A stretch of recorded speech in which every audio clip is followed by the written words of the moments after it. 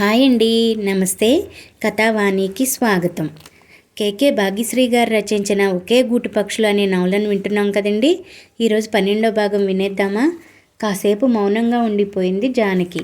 ఆమెలో అంతరంగ మదనం కొనసాగుతుందన్న దానికి సూచనగా మనిషి మొత్తంలో ఏవో ప్రకంపనలు. నన్ను క్షమించు సుబ్బు, నీకు చాలా అన్యాయం చేశాను. నా సుఖం నేను వెతుక్కుని నిన్ను గాలికి వదిలేశాను. అందుకే భగవంతుడు నా బిడ్డని నా నుండి దూరం చేసి తగిన శాస్తి చేశాడు. బోరు మంది జానకి. సుడిగాలిలో చిక్కి అల్లాడిన పూల తీగలా కంపించిపోతూ ఎన్నాళ్లుగా ఆమె లోపల అనుభవించిన మానసిక క్షోభ అంతా కన్నీటి కాలువలై పారుతోంది. బాలు చలించిపోయాడు. పినతల్లి పశ్చాత్తాపంతో కారుస్తున్న కన్నీరు ఆమె మనసుని ఎంతగా ప్రక్షాళన గావించిందో అర్థం చేసుకున్న తర్వాత ఆమె మీద జాలితో మది నిండిపోయింది. ఆమె కన్నీళ్లు తుడిచి భుజం తట్టి ఓదారుస్తూ, ఊరుకో పిన్ని, నువ్వు మాత్రం ఏం చేశావు? ఆ పరిస్థితిలో అలా చేయవలసి వచ్చింది. నీకు తగిన తోడును కావాలని కోరుకోవడం నేరం ఏం కాదు అన్నాడు మృదువుగా. బాలు మెత్తటి పలుకులు జానకిలోని దుఃఖనవనాన్ని మరింతగా పెంచాయి. వెక్కి వెక్కి ఏడుస్తూ, నీది గొప్ప మనసురా సుబ్బు. ఇప్పుడే కాదు, చిన్నప్పటి నుండి నా చుట్టూ అమాయకంగా తిరుగుతూ నా ఓదార్పు కోసం తప్పించేవాడివి. నేనే పాపిష్టిదాన్ని. వజ్రం లాంటి నిన్ను దూరం చేసుకున్నాను. ఇప్పుడు అనుభవిస్తున్నాను అంది జానకి బాలుని కౌగిలించుకుంటూ. ఊరుకో పిన్ని, ఇప్పుడేమైందని అన్నాడు బాలు ఆమె వేదనను ఉపశమింపచేయాలని ప్రయత్నిస్తూ. కాసేపటి తర్వాత జానకి మామూలు మనిషి అయింది. బాలుతో కలిసి హాయిగా మనసు విప్పి మాట్లాడింది. ముగ్గురు ఎన్నో కబుర్లు చెప్పుకున్నారు. ఇప్పుడు నా మనసు ప్రశాంతంగా ఉంది సుబ్బు. నీ మానాన్ని నిన్ను వదిలేశాను. నువ్వు ఏమైపోయావు అని బాధపడేదాన్ని. కానీ ప్రయోజకుడిగా మారి తిరిగి కనిపించిన నిన్ను చూసి నేను గర్వపడుతున్నాను. నువ్వు వృద్ధిలోకి రావడమే కాకుండా ఎప్పుడో పుడుతుందని ఆశించిన చిన్నారి చెల్లిని వెతుక్కుంటూ ఇంత దూరం రావడంతో మరీ ఆనందం కలుగుతోంది అంది జానకి కళ్ళు సజలమవగా. బాలు నవ్వేశాడు. ఇంతకీ ఇందు, నువ్వు నాతో వస్తున్నావా? లేదా నాతో పాటు వచ్చి నా దగ్గరే ఉండిపో. ఇక్కడ ఉన్నా నువ్వు అమ్మ దగ్గర ఉండలేదుగా? ఆప్యాయంగా ఆహ్వానం పలికాడు బాలు. ఈసారి ఇందు ఏమీ మాట్లాడలేదు. మౌనంగా జానకి కేసి చూస్తూ ఉండిపోయింది. నీ అభిమానానికి నా కడుపు నిండిపోతుంది సుబ్బు. నువ్వు నా కడుపున పుట్టకపోయినా నేను కన్నబిడ్డను ఇంత ఆదరంగా చూస్తున్న నీకు ఏ విధంగా కృతజ్ఞతలు చెప్పుకోవాలో తెలియడం లేదు. కానీ సంశయంగా ఆగిపోయిన జానకి మధ్యలోనే, చెప్పు పిన్ని, నా దగ్గర నీకు అభ్యంతరాలు ఏముంటాయి? బాలు నవ్వాడు చల్లగా. కన్న కూతుర్ని నా దగ్గర ఉంచుకుని ఆమె ఆలన పాలన చూసుకుంటూ ముద్దు ముచ్చట్లను తనివి తీరా అనుభవించలేని దౌర్భాగ్యరాల్ని. ఊళ్ళో ఉంటే కనీసం అప్పుడప్పుడన్నా కనిపిస్తుంది కదా అని ఆశ. ఎటు రేపొద్దున పెళ్లి చేసి ఓ అయ్య చేతిలో పెట్టాలి. అప్పుడు నాకు ఎలాగో దూరం అయిపోతుంది. ఇక మాట్లాడలేనట్లుగా ఉండిపోయింది జానకి. ఆమె బాధ ఆంతర్యం అర్థం చేసుకున్నాడు బాలు. ఆడపిల్లని కన్న ఏ తల్లిదండ్రులకైనా ఈ ఆవేదన అనివార్యం. అందులో జానకి పరిస్థితి ప్రత్యేకం కూడాను. మరింకేం రెట్టించలేదు బాలు. నీ మనసులో మాట నాకు అర్థమైంది పిన్ని. నీ ఇష్టం. ఇందు నువ్వు ఇద్దరూ నాకు పరాయి వాళ్ళు కాదు. నీకెప్పుడు రావాలనిపిస్తే అప్పుడు ఇందుని తీసుకుని నా దగ్గరకు రా. ఇందుకు పెళ్లి సంబంధాలు ఏమన్నా చూస్తున్నావా? ఈ విషయంలో నీకు నా సహకారం ఎప్పుడూ ఉంటుంది ప్రశాంతంగా చెప్పాడు బాలు. తప్పకుండా సుబ్బు. చెల్లెల కోసం ఇంతగా తాపత్రయపడే అన్న దొరకడం దాని అదృష్టం. ఆ శుభకార్యం నీ చేతుల మీదుగానే నిర్వహించదువు కానీ అంది జానకి ఉప్పొంగిపోతూ. వీలు చూసుకుని ఇద్దరూ కలిసి కొన్ని రోజుల పాటు నా దగ్గరకు వచ్చి ఉంటే నాకు తృప్తిగా ఉంటుంది మళ్ళీ చెప్పాడు బాలు. నువ్వు ఇన్నిసార్లు పిలవనక్కర్లేదు సుబ్బు. నువ్వేమన్నా పరాయివాడివా చెప్పు చనువుగా మందలించింది జానకి.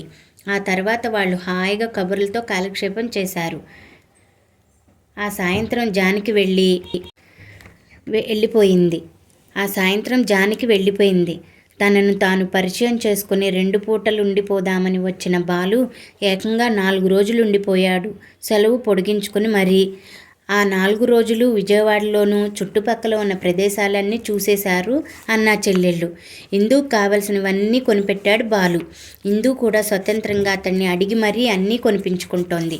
ఈ అనుభూతి ఎంతో సంతోషాన్ని ఇచ్చింది బాలుకి. రక్త సంబంధికులు ఎవరూ లేరు అని దిగులు పడే తన ఒంటరి బతుకుల్లోకి వెలుగు కిరణంలా ప్రవేశించింది ఇందు. ఆమె చిరునవ్వులు అతడి మనసును మురిపించి దేదీప్యమానంగా ప్రకాశించేటట్లుగా చేస్తున్నాయి.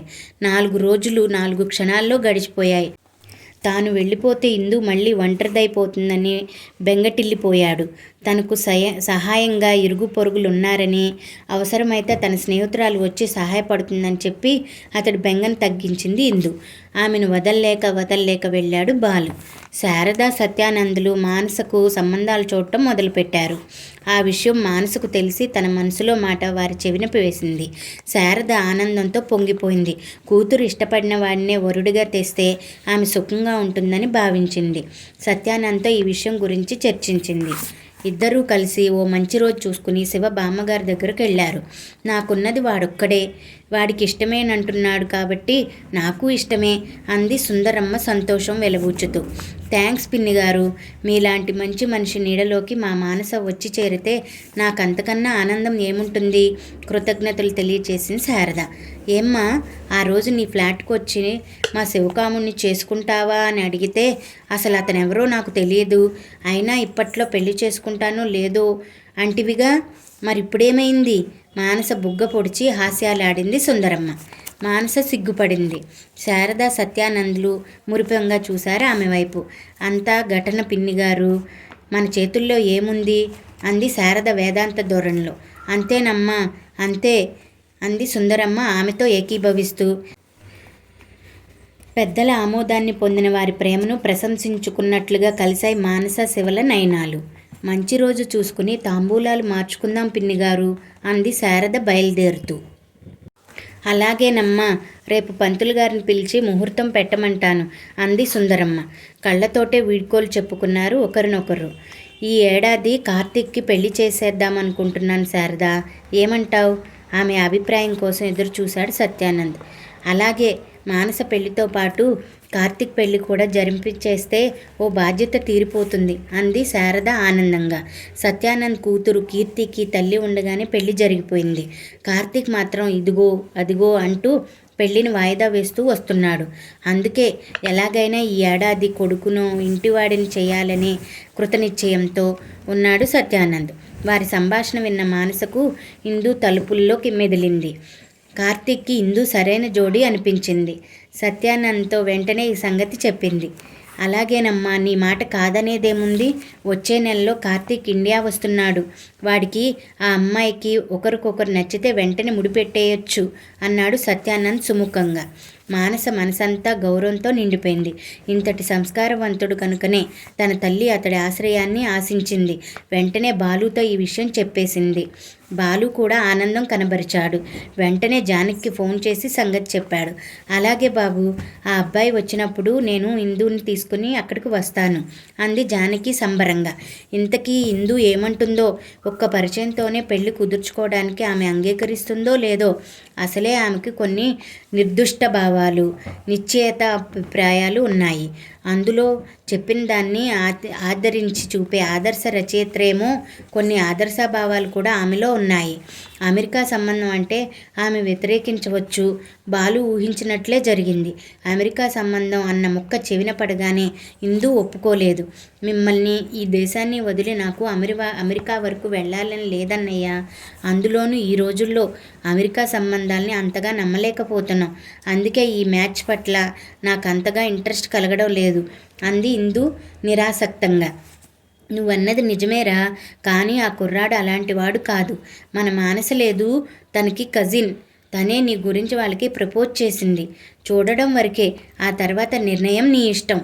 ఆ కుర్రాడితో మాట్లాడితే నీకే ఓ ఐడియా వస్తుంది నచ్చజెప్ప చూశాడు బాలు. అతడికి తెలుసు బుజ్జగింపులు బుకాయింపులు వీటి వలన పనులు జరగవని. కానీ మానస ద్వారా సత్యానంద్ ఔన్నత్యం, అతడి పిల్లల గుణగణాలు ఇవన్నీ తెలుసుకున్నాడు. అలాంటి కుటుంబంలోకి కోడలుగా వెళ్తే ఇందు సుఖపడుతుందన్న ఆకాంక్ష అతడి చేత అలా పలికించింది. ఇందు ఆలోచనలో పడింది. 2 నిమిషాల తర్వాత, నీ మాట కాదనడం దేనికి? ఆ అబ్బాయితో మాట్లాడి కానీ ఏ విషయం చెప్పలేను అంది కార్తీక్ని కలవడానికి ఒప్పుకుంటూ. అమ్మయ్య అనుకున్నాడు బాలు నిశ్చింతగా.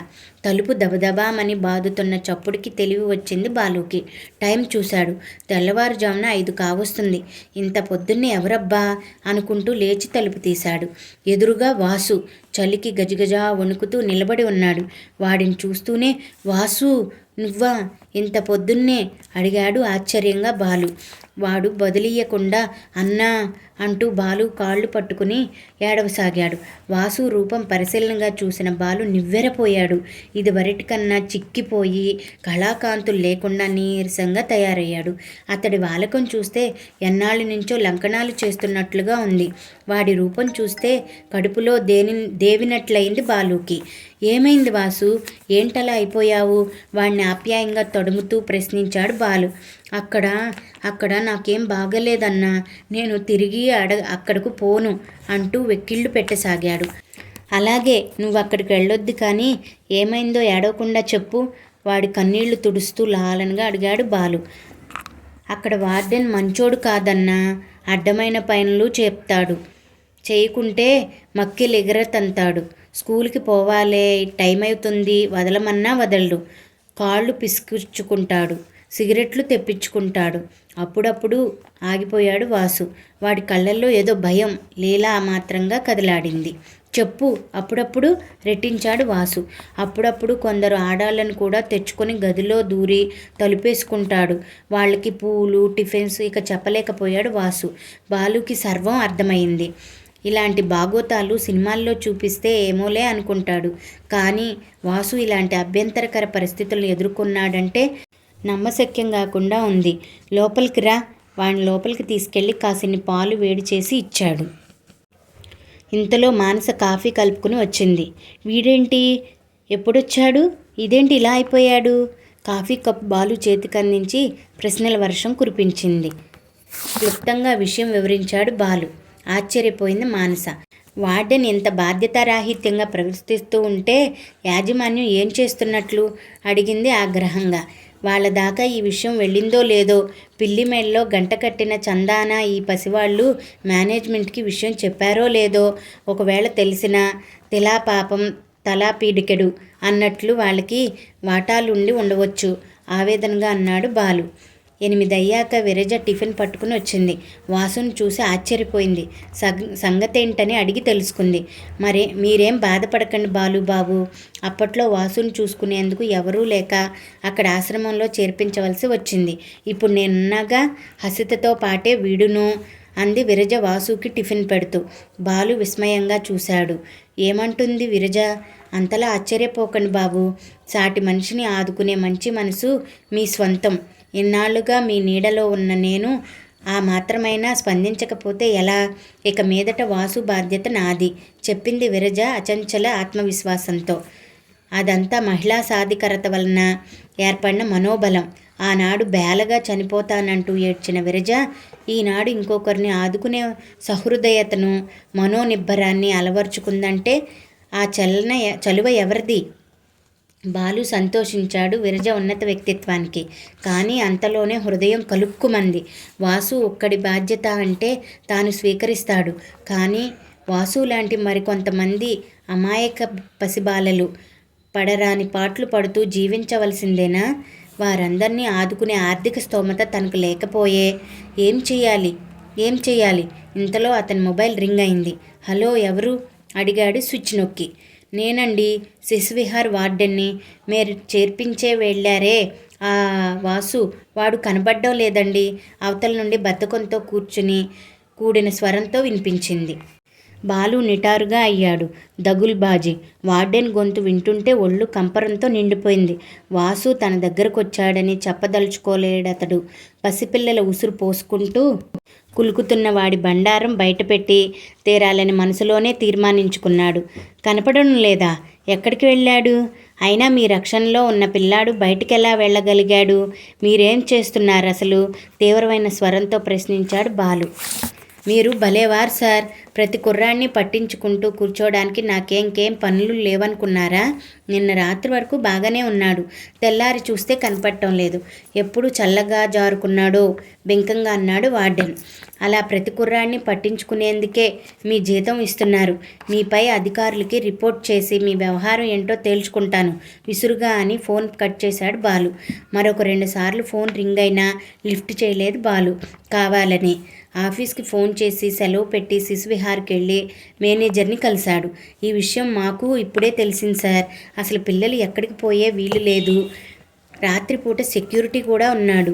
చీమను కూడా బయటికి పోనివ్వడు అన్నాడు మేనేజర్. తప్పు ఎక్కడ జరిగిందో అతడికి అర్థం కావడం లేదు. ఆ సెక్యూరిటీ తన డ్యూటీ సరిగ్గా చేస్తున్నాడో లేకపోతే ఆ వార్డెన్ చేసే వెధవ పనులకు తాళం వేస్తున్నాడో ఎవరికి తెలుసు వ్యంగ్యంగా అన్నాడు Balu. What do you mean? Manager ముఖం అవమానంతో ఎర్రబడింది. ఉన్నదే అన్నాను. మీ వార్డెన్ గారి లీలలు కృష్ణలీలలను మించిపోయాయి అన్నాడు బాలు వెటకారం జోడించి.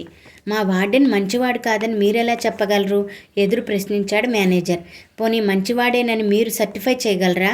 మెలిక వేశాడు బాలు. అతడి మీద ఇప్పటివరకు ఏ కంప్లైంట్ లేదు.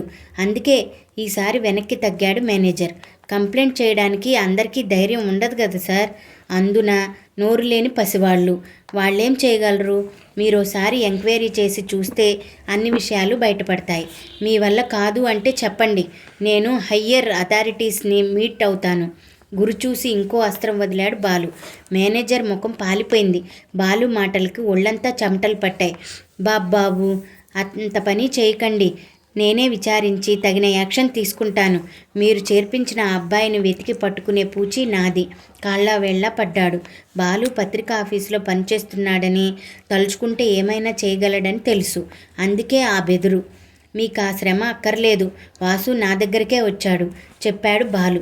మేనేజర్ ముఖం వెలిగిపోయింది. అమ్మయ్యా, నా నెత్తిన పాలు పోశారు. ఇక మిగిలిన వ్యవహారం నేను చక్కదిద్దుకుంటానులేండి అని భరోసా ఇచ్చాడు నిశ్చింతగా ఫీల్ అవుతూ. వాసు నా దగ్గరకు వచ్చాడని మీరు బయటకు వెళ్ళనివ్వకండి. అలా చేస్తే వార్డెన్ తోక జాడించే ప్రమాదం ఉంది. ఆ అబ్బాయి దొరకలేదంటూనే వార్డెన్ని ఎంక్వైరీ చేయండి సూచించాడు బాలు. అలాగే సార్, మీ ఇష్టం. కానీ నా మీద పై అధికారులకు మాత్రం రిపోర్ట్ చేయకండి ప్రాధేయపడ్డాడు బాలు చేతులు పట్టుకుని. చూడండి, ఎందరో మంచి మనసున్న దాతలు ఉదార బుద్ధితో ఇచ్చిన విరాళాలతో తోడు నీడా కోల్పోయిన పసివారిని ఆదుకునేందుకు నెలకొల్పబడిన చారిటబుల్ ట్రస్ట్ ఇది. ఆ వార్డెన్ లాంటి వ్యక్తుల వలన ఆ పసివాళ్ళకి న్యాయం జరగదు సరికదా, ముప్పు ఏర్పడుతుంది. బీ కేర్ఫుల్ అతన్ని హెచ్చరించి బయటపడ్డాడు బాలు. ఆ వెంటనే జరగవలసింది చకచకా జరిగిపోయింది. తీగలాగితే డొంకంతా కదిలినట్టు వార్డెన్ రాసలీలలు భాగోతం బయటపడటంతో పాటు అతడి అక్రమార్జనలు, అవినీతి చరిత్ర మొత్తం వెలుగు చూశాయి. అతన్ని సస్పెండ్ చేసి కేసు పెట్టింది శిశువిహార్ యాజమాన్యం. అతడి అసలు రంగు బయట ప్రపంచానికి తెలిసేందుకు దోహదపడిన బాలుని ప్రశంసించారు అందరూ. You are great Balu. పాపం పుణ్యం తెలియని ఆ పసివాళ్ళకి న్యాయం జరిగేలా చేసావు. కంగ్రాచ్యులేషన్స్. ఆనందంగా అతడు చేపట్టుకుని ఊపేసిన మానస. ఇంకా ఆ పసివాళ్ళకి ఏదో చెయ్యాలి అన్న తపన నన్ను నిలవనీయడం లేదు మను. వాసులాగే అలాంటి దయానీయ స్థితిలోనే ఎందరో బాలలు. వాళ్ళందరికీ సాయపడే శక్తిని ఆ భగవంతుడు ప్రసాదించాలని కోరుకుంటున్నాను చెప్పాడు బాలు ఆర్తిగా. మంచి పనులు చేసే వాళ్ళకి భగవంతుడి సాయం అండ ఎప్పుడూ ఉంటాయి బాలు. నీకు ఇదివరకే చెప్పాను. నువ్వు చేసే ప్రతి మంచి పనిలోనూ నా కంట్రిబ్యూషన్ ఎప్పుడూ ఉంటుంది. I am always with you. అతడి చేతిలో తన చేతిని ఉంచి మరింత బిగించి బాస చేసింది మానస. ఆ దృశ్యం చూసిన శివముఖం ముడుచుకున్నాడు. అతడి కన్నులు ఎర్రబడ్డాయి. మాట్లాడకుండా బయటకు వెళ్ళిపోయాడు. బాలుతో వాసు గురించి మాట్లాడుతున్న మానస ఆ విషయం గమనించలేదు. ఏదో పని ఉండి వెళ్ళిపోతున్నాడేమో అనుకుంది. బాలు కూడా అంతగా అబ్జర్వ్ చేయలేదు. కానీ అక్కడే ఉన్న విరజ మాత్రం శివ ప్రవర్తనలోని మార్పుని, అసహజత్వాన్ని అంచనా వేయడానికి ప్రయత్నించింది. వీళ్ళిద్దరి స్నేహం శివకు కంటగింపుగా ఉన్నట్లు అనిపిస్తోంది. అలా అయితే మానసకు ముందు ముందు ఇబ్బందులు ఎదురయ్యే ప్రమాదం లేకపోలేదు అనుకుంది తనలో తానే. కానీ మానస ముందు మాత్రం బయటపడలేదు.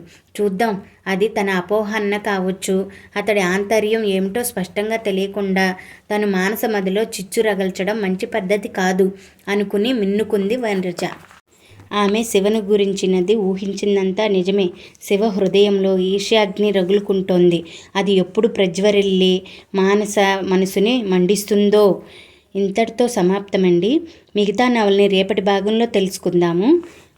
Thank you for watching. Please subscribe for more stories.